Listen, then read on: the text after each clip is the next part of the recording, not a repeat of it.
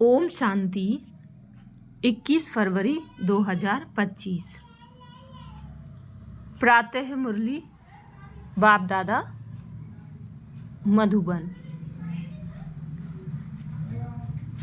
बाबा बोले, मीठे बच्चे, पास विद ऑनर बनना है तो बुद्धि योग थोड़ा भी कहीं न भटके।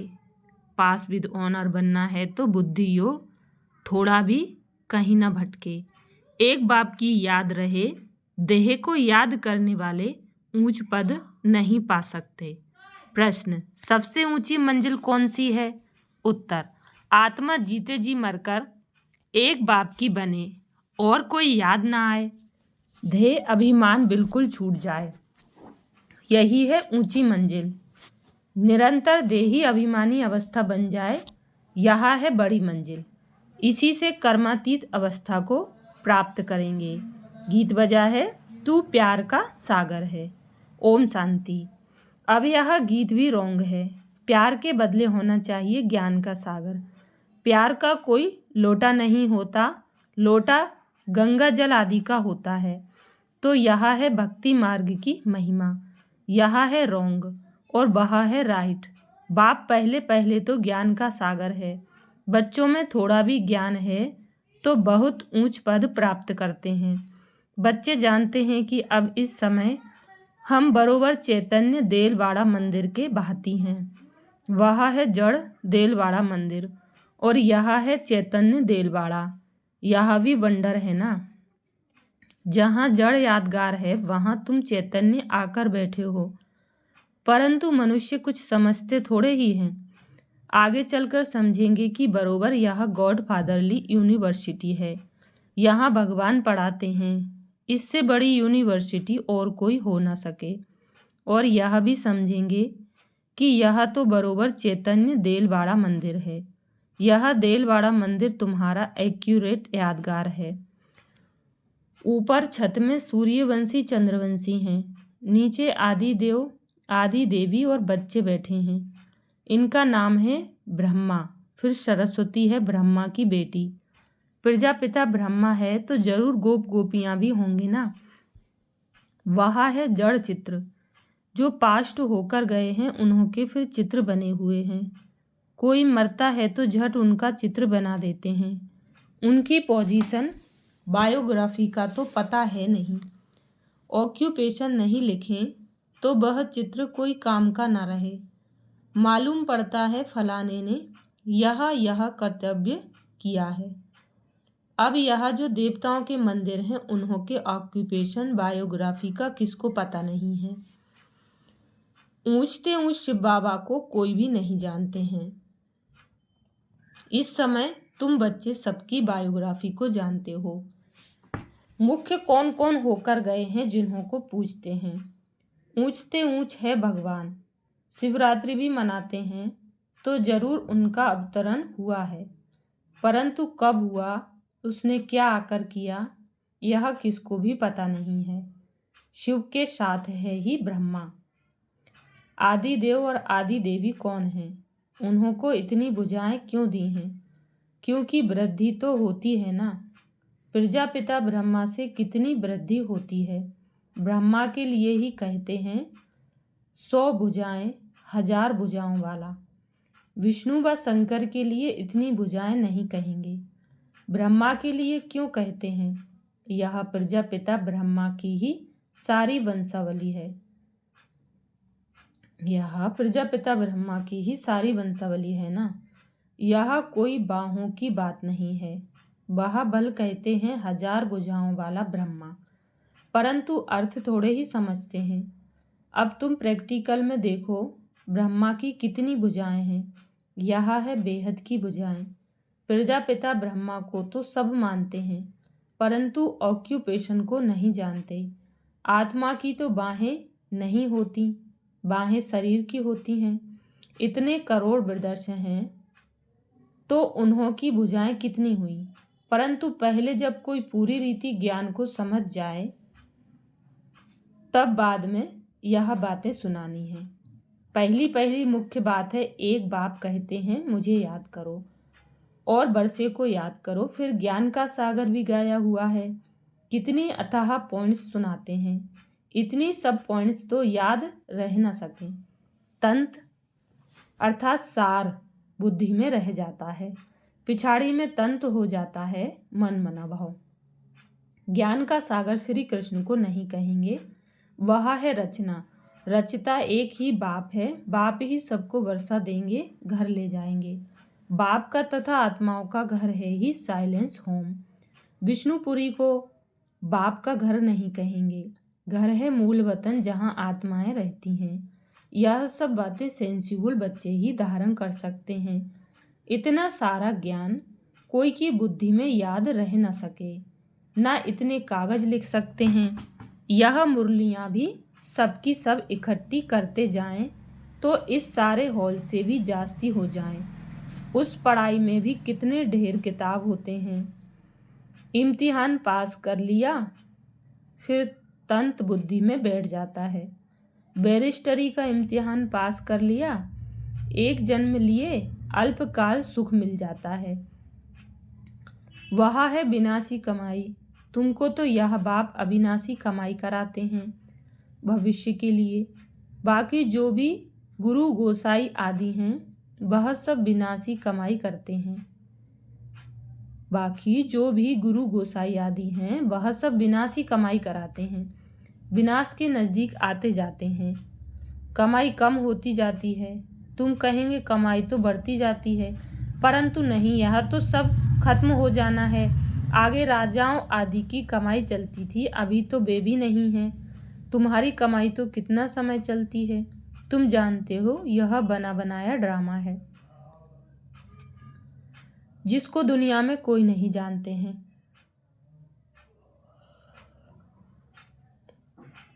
तुम्हारे में भी नंबरवार हैं जिनको धारणा होती है, कई तो बिल्कुल कुछ भी समझा नहीं सकते हैं। कोई कहते हैं हम मित्र संबंधियों आदि को समझाते हैं, वह भी तो अल्पकाल हुआ ना। औरों को प्रदर्शनी आदि क्यों नहीं समझाते? पूरी धारणा नहीं है, अपने को मियाँ मिट्ठू तो नहीं समझना है ना। सर्विस का शौक है तो अच्छी रीति समझाते हैं, उनका सुनना चाहिए। बाप ऊंच पद प्राप्त कराने आए हैं तो पुरुषार्थ करना चाहिए ना, परंतु तकदीर में नहीं है तो श्रीमत भी नहीं मानते, फिर पद भ्रष्ट हो जाता है। ड्रामा प्लान अनुसार राजधानी स्थापन हो रही है, उसमें तो सब प्रकार के चाहिए ना। बच्चे समझ सकते हैं, कोई अच्छी प्रजा बनने वाले हैं, कोई कम। बाप कहते हैं हम तुमको राजयोग सिखलाने आया हूँ। देलवाड़ा मंदिर में राजाओं के चित्र हैं ना, जो पूज्य बनते हैं वही फिर पुजारी बनते हैं। राजा रानी का मर्तबा तो ऊंच है ना, फिर वाम मार्ग में आते हैं तब भी राजाई अथवा बड़े बड़े साहूकार तो हैं ना। जगन्नाथ के मंदिर में सबको ताज दिखाया है, प्रजा को तो ताज नहीं होगा। ताज वाले राजाएं भी विकार में दिखाते हैं। सुख संपत्ति तो उन्हों को बहुत होगी, संपत्ति कम जास्ती तो होती है। हीरे के महल और चांदी के महलों में फर्क तो होता है। तो बाप बच्चों को कहेंगे अच्छा पुरुषार्थ कर ऊंच पद पाओ। राजाओं को सुख जास्ती होता है, वहाँ सब सुखी होते हैं।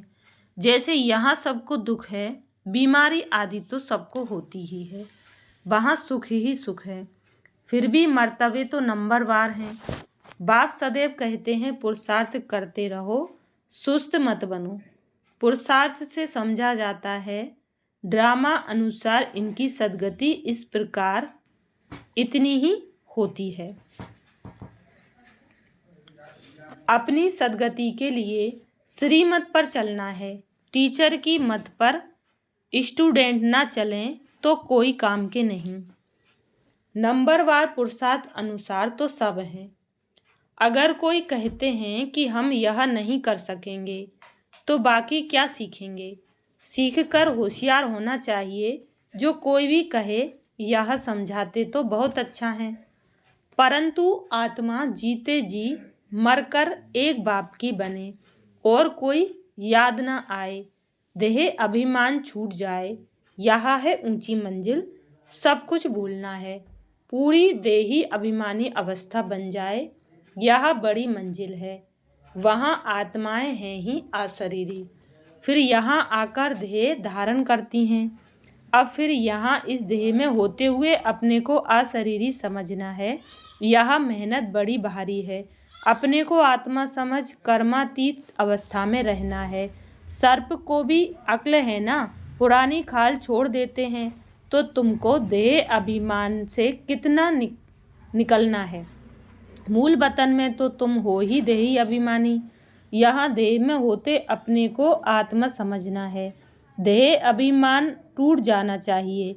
कितना भारी इम्तिहान है, भगवान को खुद आकर पढ़ाना पड़ता है।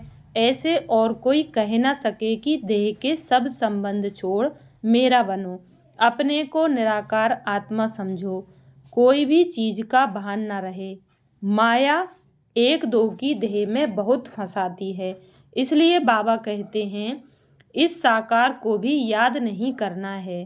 बाबा कहते तुमको तो अपनी देह को भी भूलना है, एक बाप को याद करना है, इसमें बहुत मेहनत है। माया अच्छे अच्छे बच्चों को भी नाम रूप में लटका देती है, यह आदत बड़ी खराब है। शरीर को याद करना, यह तो भूतों की याद हो गई। हम कहते हैं एक शिव बाबा को याद करो, तुम फिर 5 भूतों को याद करते रहते हो। देह से बिल्कुल लगाव नहीं होना चाहिए। ब्राह्मणी से भी सीखना है, ना कि उनके नाम रूप में लटकना है। देही अभिमानी बनने में ही मेहनत है। बाबा के पास भल चाट बहुत बच्चे भेज देते हैं, परंतु बाबा उस पर विश्वास नहीं करते हैं। कोई तो कहते हैं हम शिव बाबा के सिवाय और कोई को याद नहीं करते हैं, परंतु बाबा जानते हैं पाई भी याद नहीं करते हैं। याद की तो बड़ी मेहनत है, कहाँ ना कहाँ फंस पड़ते हैं। देहधारी को याद करना, यह तो 5 भूतों की याद है, इनको भूत पूजा कहा जाता है। भूत को याद करते हैं, यहाँ तो तुमको एक शिव बाबा को याद करना है। पूजा की तो बात नहीं, भक्ति का नाम निशान गुम हो जाता है, फिर चित्रों का क्या याद करना है। फिर चित्रों को क्या याद करना है, वह भी मिट्टी के बने हुए हैं। बाप कहते हैं यह भी सब ड्रामा में नूंद है। अब फिर तुमको पुजारी से पूज्य बनाता हूँ। कोई को भी याद नहीं करना है सिवाय एक बाप के। आत्मा जब पावन बन जाएगी तो फिर शरीर भी पावन मिलेगा। अभी तो यह शरीर पावन नहीं है। पहले आत्मा जब सतो प्रधान से सतो रजो तमो में आती है तो शरीर भी उस अनुसार मिलता है। अभी तुम्हारी आत्मा पावन बनती जाएगी, लेकिन शरीर अभी पावन नहीं होगा। यह समझने की बातें हैं। यह पॉइंट्स भी उनकी बुद्धि में बैठेंगी जो अच्छी रीति समझकर समझाते रहते हैं। सतो प्रधान आत्मा को बनना है, बाप को याद करने की ही बड़ी मेहनत है। कईयों को तो जरा भी याद नहीं रहती है। पास विद ऑनर बनने के लिए बुद्धि योग थोड़ा भी कहीं ना भटके, एक बाप की ही याद रहे, परंतु बच्चों का बुद्धि योग भटकता रहता है। जितना बहुतों को आप समान बनाएंगे उतना ही पद मिलेगा। देह को याद करने वाले कभी ऊंच पद पा न सके। यहाँ तो पास विद ऑनर होना है, मेहनत बिगर यह पद कैसे मिलेगा। देह को याद करने वाले कोई पुरुषार्थ नहीं कर सकते। बाप कहते हैं पुरुषार्थ करने वाले को फॉलो करो। यह भी पुरुषार्थ ही है ना। यह बड़ा विचित्र ज्ञान है, दुनिया में किसको भी पता नहीं है। किसकी बुद्धि में नहीं बैठेगा कि आत्मा की चेंज कैसे होती है। यह सारी गुप्त मेहनत है। बाबा भी गुप्त है। तुम राजाई कैसे प्राप्त करते हो, लड़ाई झगड़ा कुछ भी नहीं है। ज्ञान और योग की ही बात है। हम कोई से लड़ते नहीं हैं। यह तो आत्मा को पवित्र बनाने के लिए मेहनत करनी है। आत्मा जैसे जैसे पतित बनती जाती है तो शरीर भी पतित लेती है। फिर आत्मा को पावन बनकर जाना है। बहुत मेहनत है। बाबा समझ सकते हैं कौन कौन पुरुषार्थ करते हैं। यह है शिव बाबा का भंडारा। शिव बाबा के भंडारे में तुम सर्विस करते हो। सर्विस नहीं करेंगे तो पाई पैसे का पद जाकर पाएंगे। बाप के पास सर्विस के लिए आए और सर्विस नहीं की तो क्या पद मिलेगा? बाप के पास सर्विस के लिए आए और सर्विस नहीं की तो क्या पद मिलेगा? यह राजधानी स्थापन हो रही है, इसमें नौकर चाकर आदि सब बनेंगे ना। अभी तुम रावण पर जीत पाते हो, बाकी और कोई लड़ाई नहीं है। यह समझाया जाता है। कितनी गुप्त बात है। योग बल से विश्व की बादशाही तुम लेते हो। तुम जानते हो हम अपने शांति धाम के रहने वाले हैं। तुम बच्चों को बेहद का घर ही याद है। यहाँ हम पाठ बजाने आए हैं, फिर जाते हैं अपने घर। आत्मा कैसे जाती है यह भी कोई समझते नहीं है। ड्रामा प्लान अनुसार आत्माओं को आना ही है। अच्छा, मीठे मीठे सिखिल दे बच्चों प्रति माता पिता बाप दादा का याद प्यार, गुड मॉर्निंग और नमस्ते। हम बच्चों का भी माता पिता बाप दादा को याद प्यार, गुड मॉर्निंग और नमस्ते। धारणा के लिए मुख्य सार। पहली पॉइंट,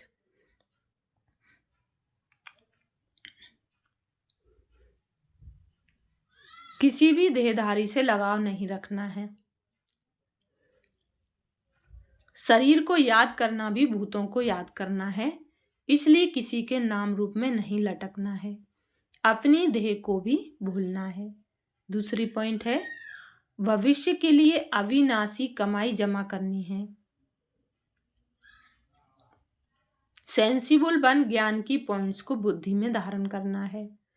जो बाप ने समझाया है वह समझकर दूसरों को सुनाना है। वरदान दिया बाबा ने, कल्प कल्प के विजय की स्मृति के आधार पर माया दुश्मन का आह्वान करने वाले महावीर विजयी भव। कल्प कल्प के विजय की स्मृति के आधार पर माया दुश्मन का आह्वान करने वाले महावीर विजयी भव। डिटेल है, महावीर विजयी बच्चे पेपर को देखकर घबराते नहीं, क्योंकि त्रिकालदर्शी होने के कारण जानते हैं कि हम कल्प कल्प के विजयी हैं। महावीर कभी ऐसे नहीं कह सकते कि बाबा हमारे पास माया को न भेजो, कृपा करो, आशीर्वाद करो, शक्ति दो, क्या करूं, कोई रास्ता दो। यह भी कमजोरी है।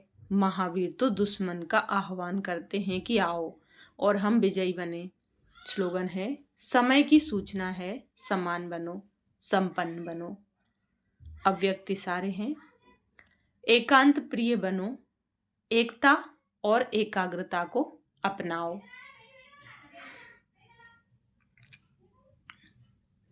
कोई भी सिद्धि के लिए एक तो एकांत, दूसरी एकाग्रता, दोनों की विधि द्वारा सिद्धि को पाते हैं।